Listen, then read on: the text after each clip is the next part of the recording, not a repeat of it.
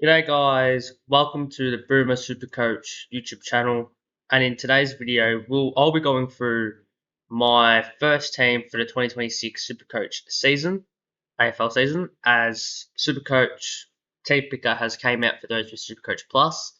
I am fortunate I do have that, and I thought after it being out for roughly 10 days or so, I thought I would just have a look and sort of give my thoughts on a team I have done within the last 10 days. And without further ado, we'll just get right into it. And for day one, for me, there's really only five options, and it's the top five: Nasaya, Sinclair, Whitfield, Ash, or Rosie. And you could consider Jordan Clark, though I'm not personally, and simply put, it's just due. I think Doug McVie may take a bit of points off him, and yeah, that's sort of why I don't have Jordan Clark. And now to the other five. Simply put, the other Naz, Sinclair, Whitfield, Ash all have an early bye, which I don't love, and Connor Rose doesn't. On top of that, Port Adelaide have a really nice run. If we have a look here at the Port Adelaide fixture, just kick things off. North Melbourne, Essendon, West Coast, Richmond. That's a really good run, and St Kilda really good for halfbacks. So I do like that for a Connor Rose pick. I think with Naz, I do expect him to get tagged. I do expect St Kilda to get better, meaning he is the number one tag target. I don't hate Sinclair. I think he actually could be a really good pick at D1, but I think at 30k cheaper roughly, you're getting Connor Rosé. And with Whitfield and Ash, simply put, I think they sort of just take points away from each other. And I'm not a fan of that, personally. So yeah, that's just what I think for D1. For D2, I'm going to go with Colby McKercher. Average of 83 last season. And I think this is one of the best, biggest locks you can have in your team to kick things off.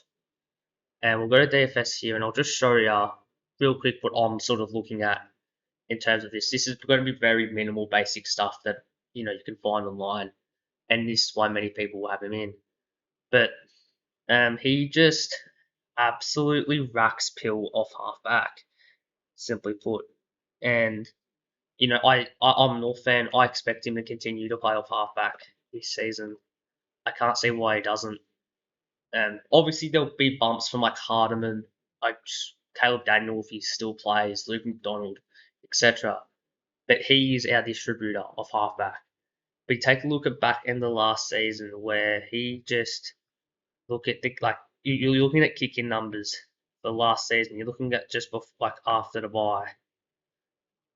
Average of 102.3. That is 20 points above what he is at roughly, and that's just great as a defender. Doesn't have the early bye either. Will continue to play off halfback. And that's just, and these are all there's obviously some insane games where he's getting 9, 8 kickouts. We take out this 3 kickout game and this 4-1 even and this 3-1. Still about 103, and it's just I think this is a great pick. I can't see why people wouldn't pick him up. I think this is an excellent pick, and I think if you are a bit iffy on it, obviously we've got to wait for pre-season and all that to come through. Yeah, he just racks pill off half back, as we can just sort of see. He's going 23 touches, 29, 27, 36, 30, that's 32, 20, 22, 29, 32, 33, 32, 34, 29. He just racks pill. And I think that's exactly what you're wanting. And as you can see, it's all just uncontested stuff. And it's kicks, but they hit targets. Yeah, I think this is a great pick. And speaking of a great pick, I've gone for a bit of more value here. I've gone with Miles Bourbon. I love this pick. I'm so high on Miles Bourbon. And similar to Cole, it's the complete opposite to Colby McKercher. I just think he plays in the midfield at Port Adelaide in this upcoming season. For a damn well fact, but this is we'll get his CBAs. For a damn well fact that likely Horn Francis will be his CBAs. But this man was so good in that midfield. Like if we take a look at games where he's getting good CBAs, good's about 30% is where I go, oh yeah, that's pretty good. 103.5 across 8 games. There's 2 games where he's tagging, it's still 103.3. And even if we take out these 30 games, it's 110.5 across 4 games. It's not like they're against the North Melbourne or West Coast either. That's the thing, and it's playing in that midfield, and it's getting 23-ish touches a night. He kicked 2 goals here against Carlton. That probably won't happen, but it's nothing like that was a wet game, so 14 tackles ain't going to happen. But that's then 122. That's his lowest game, and he had 12 touches. I really like the Miles Bergman pick. Again, look at referencing Port's fixture. Very good opening month. Very, very good opening month. I really like this pick. And I think that's sort of going to be my top 3. And these 3, I'll be very surprised if these 3, or 2 of them at least, aren't in my team come round 1. Obviously, there's still January, February, and then pre-season and all that. And for my D4, it's a bit boring. I know, but it's going to be Kitty Coleman. Average 72 in the 1 game he played last season. But he's just a star. He's in such a he's at such a cheap price. I think it's so hard to ignore.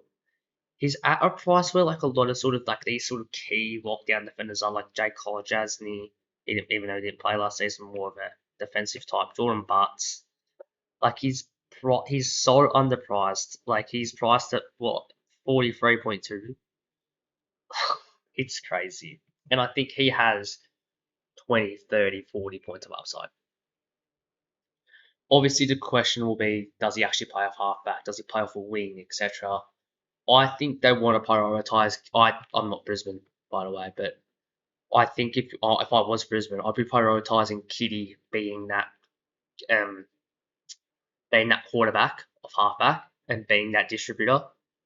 So I expect Fletcher to move to a wing and Zorko to sort of play a bit of everywhere. Again, which is why I don't love the pick. Obviously, if it comes down to Kitty Coleman gets a setback, you look at Zorko, you look at Jasper Fletcher. And I've got 2 rookies, 2 very high-touted rookies in Jacob Farrow and Josh Lindsay. I'm a big fan of both of these 2. Reports are Farrow's playing off halfback and Josh Lindsay. I am so huge on Josh Lindsay as a prospect. He's respectively, he's a bit of a boring prospect, but because he's not flashy, he's not like a Colby McKercher, or like someone who's like cool. Like he's not really quick, but his ball use is phenomenal. If we go to Rookie Me, this will give you a really good insight on how he is as a prospect. And like I said, he's just phenomenal. The 2025 draft guide, his disposal's elite. He doesn't like rack appeal, but elite disposal coming off a West Coast halfback, as we can see, disposal elite. If we just go back here, and snapshot, a lethal left footer whose skills and decision making exceed all comers in this year's draft crop. Yeah, I'm huge on him, and he's a Falcons boy too. And like, yep, he's not quick. This contested jab's not there, but in terms of super coach, when you've got good efficiency, footy IQ, and kicking and vision, it becomes a perfect rookie. Bench rookies, obviously these are rookies. And obviously to touch on Farrow as well, it's reported that he's coming off halfback. So, yeah. It's going to be Gibcus, and I'm going to go with Carmichael here for the moment. Carmichael was academy tied, didn't get picked up. Though looking at it, he's like obviously rookies you only do so much research into at the moment. But played for the Allies, believe was Sydney academy tied. And again, a consistent rebound defender who intercept and spark transitional play with precise ball use. 95 fantasy, that's what you're going to go 105 Supercoach. Obviously, he's not going to average 105 Supercoach, but I think Carmichael was a great pick in its own right. But amid day one shouldn't be that surprising. It's going to be Butters. I really want Bond. Really want him. The issue is at the moment I can't get him in. Early buy and all that. That's why I don't have Bond. Do I want Bond? Absolutely. Like, who doesn't want Bontempelli? He's, in my opinion, the best player in the game. But with Zach Butters, we could still go back to what I said about Rosie. In terms of great run, and again, I still got this up. North Melbourne, Essendon, West Coast, Richmond. Phenomenal run. Absolutely phenomenal. And that's what is a really key thing about picking Butters and why you see him in the majority of teams. The run he has is great. Next at D2, outside a bit cheaper, is going to be Caleb Sarong. 105 average last season. He was just massively under for what he can do. And he's in the same range of he's just class. And I think that at 105 that's just gonna be unders for who he is as a player. And we look at Freeman as well from memory. They've got a really nice fixture. Like Geelong, you probably expect a tag. Melbourne, you expect them to play well. Richmond expect them to play well. Adelaide, Collingwood would be tough, but then West Coast. Ooh, it's not terrible. It's definitely not terrible. But yeah, I think I'm willing to wear one hit here for against Geelong because I expect him to go large against Melbourne, Richmond, and West Coast. Yeah, like he went 7 points under. He went just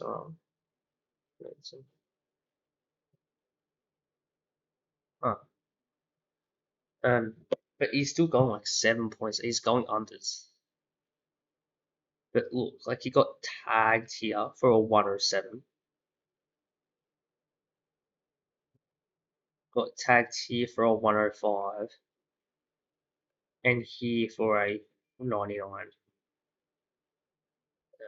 Didn't get tagged round one, though you expect that to happen. Yes, I think it's a superstar as well. Going to be that 1-2 banana at Freo. If you told me I'm going Brayshaw, fair enough. But I think Sarong at what 40k cheaper, 45k cheaper is mid. My M3, someone I'm really big on, again, is probably a bit more expensive than maybe most. Is Strike Caldwell. Bit pottish as well. I look at Essendon, they're a bit of they're an interesting team. But I don't see how this affects Strike Caldwell one bit. Sharp, you expect Sharp to play midfield for Essendon. You're expecting Merritt, you're expecting Durham. I still think Caldwell's going to be the consistent one. Like this man, take a look at 2 years ago was one of the most popular players because he was a forward and he was averaging like 100. Forward averaging like 95, 100. But we look at the back end of last season prior to that Gold Coast game where he got injured. 5 game stretch of 116. Not saying he averages 116, but I think he is here. I think he could have a Um, sorry about that. I think he could have a George Hewitt like jump where he just sort of pops off and he sort of just is under the radar the whole season. Um, I actually don't even know Essendon's run. How is it? Obviously, North Melbourne will be a good game. Hawthorn Port, not terrible. Not one where you're like, oh, that's really good, but not one where you're like, oh, that's terrible. One I really like. Um, for my M4, I'm picking up mid forward here, and usually you pick these players in your forward line. I'm going Cozzy Pickett, and simply put, Melbourne have lost track and Oliver. Viney's aging. They need that young star to come up, and a lot of people will go, "Oh, it's going to be Harvey Langford," and at 100k cheaper, 110k cheaper, fair enough. If you think, "Oh, it will be Harvey Langford," but I'm going Cozzy. He's more experienced. Um, I will talk myself. This is the thing though. This is a pick I might talk myself out of, and I'll show you why in a minute. Because he picked it. He's that fire starter for Melbourne. He's the one that gets the team going. And I think at 494 or 495k, he'll end up being a top forward. Like he's in terms of the forwards, he will be right up there. I think there's not that many ahead of him. Like you got Sheasel. He's number 8 ranked forward. You know he adds 10 points average, or not even like 5.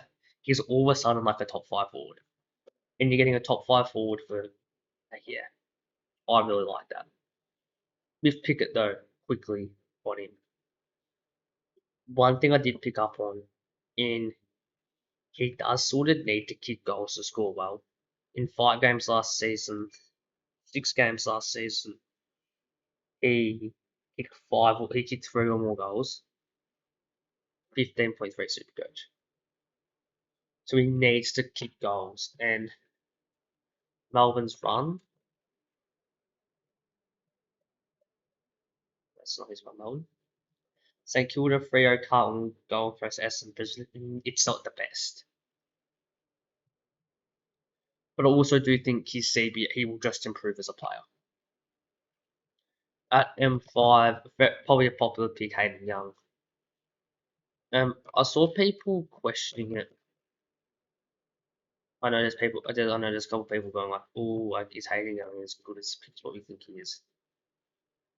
I brought up the Fremantle fixture before. Very good run, but he's behind who? Brayshaw and Sarong at a minimum. At best, he's a third string mid. Like I don't think Luke Jackson. That whole thing will be very interesting where he plays. Will be a big discussion point this preseason. Yeah, I really like Hayden Young here at M5. That is yes. But yeah, Hayden Young I really like. And for my rookies, again, this is just going to be rookies. William Dersma. I don't really need to touch on this. I think will be in most teams, to be honest. He's rumoured to be stuck on a wing, maybe though, or just float off half forward, which isn't great. So obviously, if that is the case, we move on. They've got Dyson Sharp here. I think this kid him and Lindsay, I'm really big on in terms of their scoring potential this year as rookies. And Jagger Smith here at M8. He should score really well. Obviously, keyword should.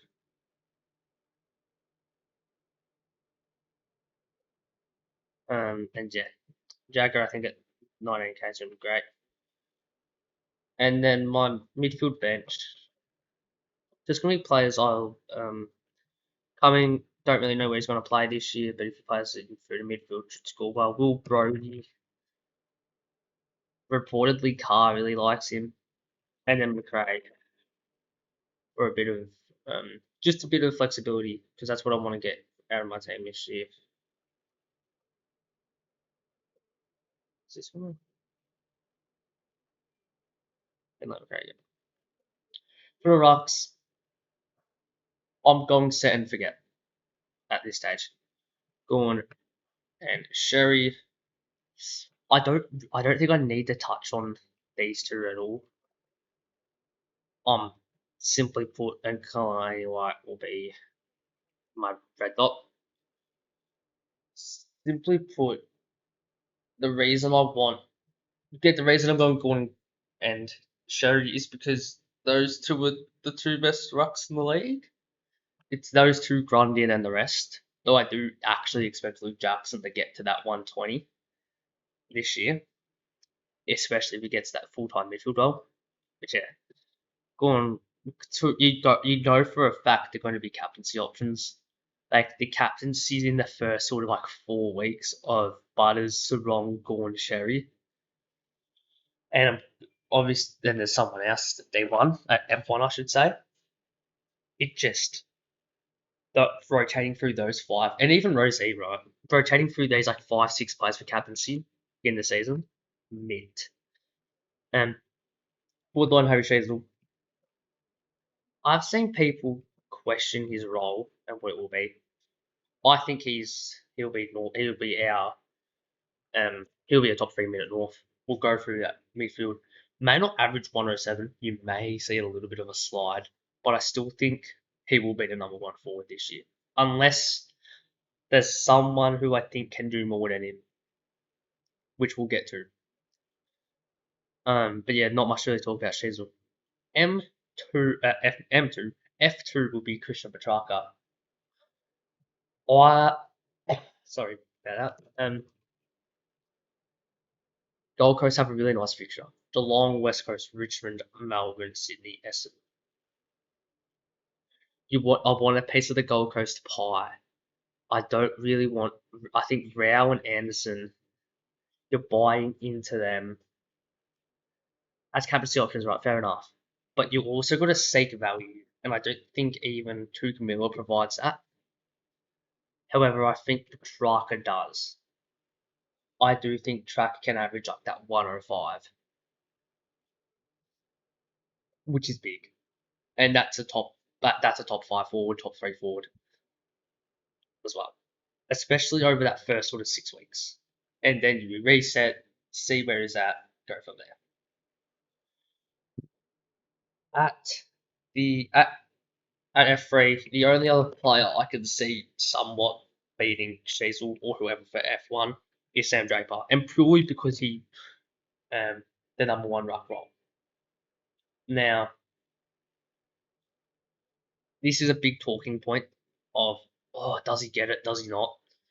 Because he's coming back off an ACL, I believe it is, which is just insane.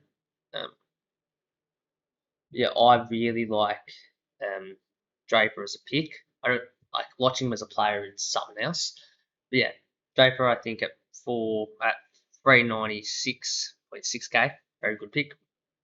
And along with that, Sam Flanders, who should be the most picked player, virtually openly said it, I think, on Trade Radio, saying, "Oh yeah, I just sort of wanted to move out and um, come back to Vic and get midfield minutes." Virtually is what he said. They couldn't agree on a role for him, and he's going to get that midfield minutes clock. He just is like 12% CVAs. Yeah, we went like this, like in games where he's even getting CBAs. Like he missed the beginning of the season. Actually, that is still though 14 points of upside over 12, 13 points of upside.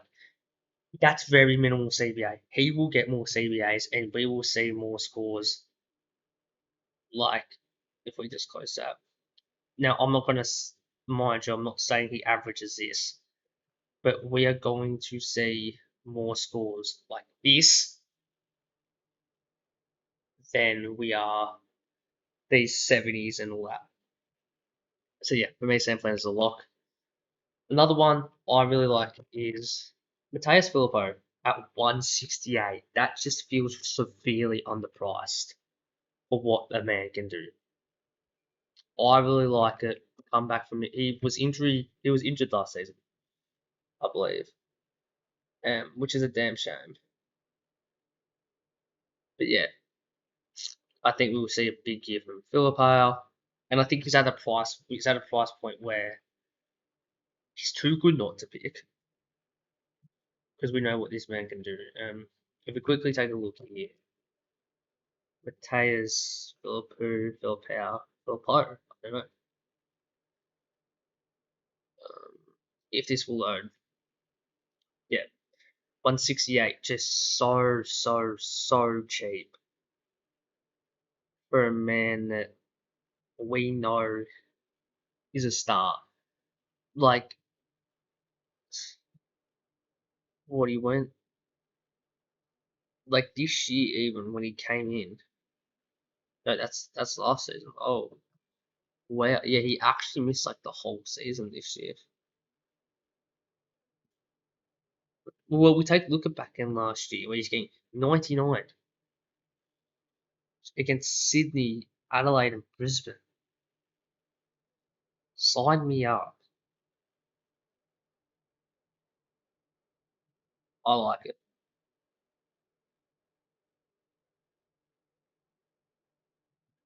I do like it. And then at D6, geez, F6, probably going to be one of the most picked players just due to the hype. Is Devon Robertson. Ooh. Yeah, should play midfield, simply put. West Coast, and that should be pretty good. And then for my, I'm going to keep it off Tyler, virtually so I can rotate White, Draper, off Tyler, just sort of wherever. That's why I sort of got this connection going. And Roby, who supposedly is playing my path forward, but this man is a great player though. Sullivan, he is excellent to watch. And at my flex spot, for real, Samuel Grill. Reportedly playing a halfback from what I'm hearing. And that's it. That is my team. If you have any thoughts, leave them below. But yeah, I just really like this team.